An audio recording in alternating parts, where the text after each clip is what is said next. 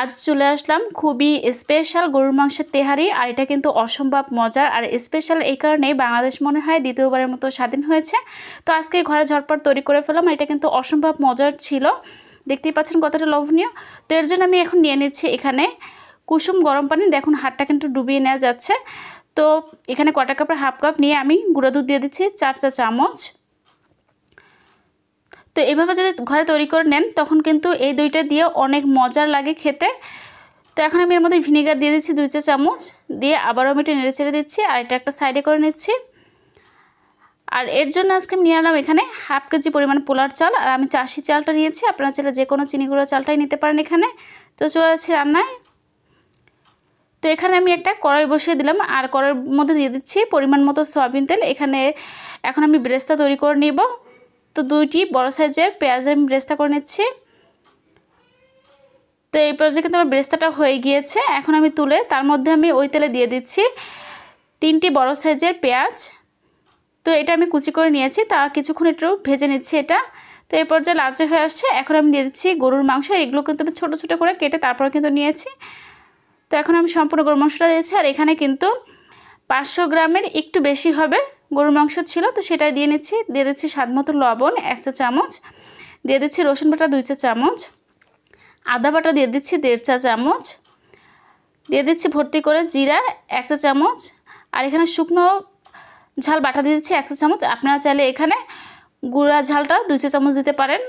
এখন যে টক দইটা আমি তৈরি করেছিলাম সম্পূর্ণ টক দইটা দিয়ে দিচ্ছি। তো এখন সবগুলো উপকরণের সাথে ভালো করে একটু মিশিয়ে নিলাম। তো এই পর্যায়ে এখন আমি দিয়ে দিব 6টি এলাচ। আর এলাচ কিন্তু আমি একটু থেতলো করে নিয়েছি। দিয়ে দিলাম কালো এলাচ 1.5টা, জয়ফুল দিয়ে দিলাম 2টা বা জয়ত্রী। তো আজকে কিন্তু কোনো বাটা মশলা এখানে ব্যবহার করছি না। আর দিয়ে দিলাম এখানে লবঙ্গ 4-5টি, আর দিয়ে দিচ্ছি দারচিনি, দিয়ে দিলাম গোলমরিচ। এই মশলাগুলো সচরাচর ঘরেই কিন্তু থাকে। আর দিয়ে দিলাম যে জয়ফলটা তার 4 ভাগের 1 ভাগ দিয়ে দিচ্ছি জয়ফল বেটে। তো সম্পূর্ণ মশলাগুলো দিয়ে আবারও আমি কিছুক্ষণ নেড়ে চেড়ে নিচ্ছি। আর এটা যে এতটা মজার তা আপনি বাসায় না বানালে কিন্তু একদমই বুঝতে পারবেন না। এটা কিন্তু যখনই খাবেন মনে হবে যে বাইরের রেস্টুরেন্ট থেকে নিয়ে আসা। দিয়ে দিলাম তেজপাতার মধ্যে, আর এখানে শাহি জিরা আর পোস্তর দানা আছে, তো সম্পূর্ণটা আমি দিয়ে দিচ্ছি। দিয়ে আমি ঢেকে তারপরে কিছুক্ষণ এটা রান্না করে নিব, কষিয়ে নিচ্ছি। তো এরই মাঝে দেখুন মাংসের মধ্যে কিন্তু তেলটা চলে আসছে আর পানিটা কিন্তু শুকিয়ে গিয়েছে। এখন আমি দিয়ে দিব এর মধ্যে কুসুম গরম পানি 2 কাপ। আর এখানে কুসুম গরম পানিটাই দিলে মাংসটা খুব দ্রুত সিদ্ধ হয়ে যাবে কিন্তু। তো এখন আমি আবারও ঢেকে তারপর কিন্তু কষিয়ে নিয়েছিলাম। তো তেলটাও চলে আসছে। এই পর্যায়ে আমি দিয়ে দিচ্ছি 250 গ্রাম আলু। আলুটা দিয়ে তারপরে আবারও আমি একটু নেড়ে চেড়ে নিচ্ছি। এখন আমি এর মধ্যে দিয়ে দিব পানি। এখানে হাফ কাপ পরিমাণ পানি দিয়ে দিচ্ছি। এটাও কুসুম গরম পানি ছিল। তো দিয়ে বেশ কিছুক্ষণ কষানোর পরে তারপরে কিন্তু হয়ে গিয়েছে। এখন এটা সরিয়ে নিচ্ছি আমি। তো মাংসটা তুলে যে তেলটা ছিল সেই তেলের মধ্যেই কিন্তু আমি দিয়ে দিচ্ছি ভিজিয়ে রাখা পোলার চাল।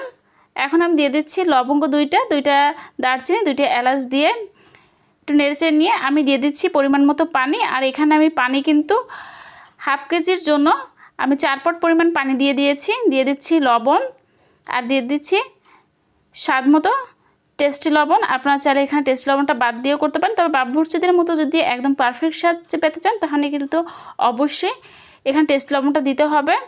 তো এখন আমি ঢেকে দিচ্ছি। আর চালটা যদি আপনি ভিজিয়ে রাখেন তাহলে কিন্তু ভাতটা অনেক ভালো হয়। তো এরপর যে আমি ঢাকনাটা উঠিয়ে নিয়েছি, আর দেখুন এটা কিন্তু ফুটে গিয়েছে আর উপরে পানি আছে হালকা হালকা পরিমাণ। এখন আমি দিয়ে দিব যে তুলে রাখা যে মাংসটা ছিল, তো সম্পূর্ণ মাংসটা আমি দিয়ে দিচ্ছি। তো সম্পূর্ণ মাংসটা দিয়ে এখন আমি দিয়ে দিব কিশমিশ, আর দিয়ে দিচ্ছি ঘি 2 চা চামচ। এখন আমি ঢাকনা দিয়ে ঢেকে 5 মিনিট রান্না করে নেব। আর চুলার হিটটা কিন্তু একদমই লো থাকবে। তো লো রেখে আমি কিন্তু রান্না করে নিয়েছি 5 মিনিট। এখন আমি দিয়ে দিব উপর থেকে বেরেস্তা। তো দিয়ে 5 মিনিট রেখে দিয়েছি।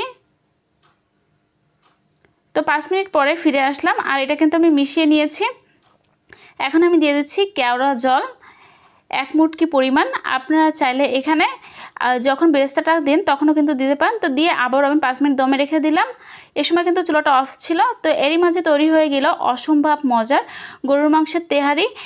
এতটাই মজার ছিল, ভালো লাগলে অবশ্যই একটা লাইক কমেন্ট করবেন আর সাবস্ক্রাইব করতে একদমই ভুলবেন না।